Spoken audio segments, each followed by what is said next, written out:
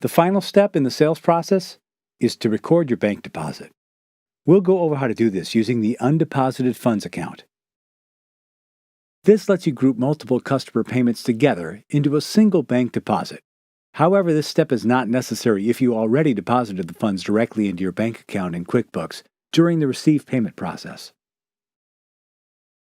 Let's open the chart of accounts and look for undeposited funds. You're going to move this balance from undeposited funds into your bank account to match your actual bank deposit.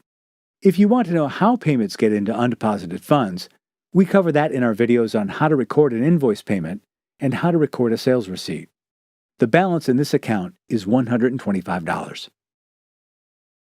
To record the deposit, select New and then Bank Deposit. Choose the bank account that you're depositing the money to. You can see your current balance with that bank account, and you can enter the date that the deposit took place. QuickBooks shows all the transactions from your undeposited funds account. You'll notice the total matches what you saw in the chart of accounts. Here we have check number 987, and then some cash in the amount of $75 given to us by a second customer. We're depositing both payments at the bank, so I'll add a check mark next to each transaction.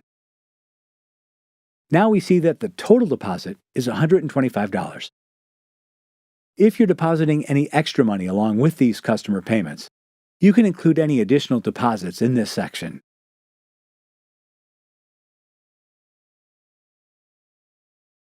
The key to this entire process is making sure that your deposit in QuickBooks is for the exact same amount as the deposit you see on your bank statement.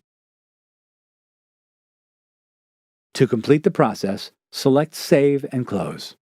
Now, in the chart of accounts, undeposited funds has gone down to zero, and the $125 balance moved into checking. Now, try recording a bank deposit of your own.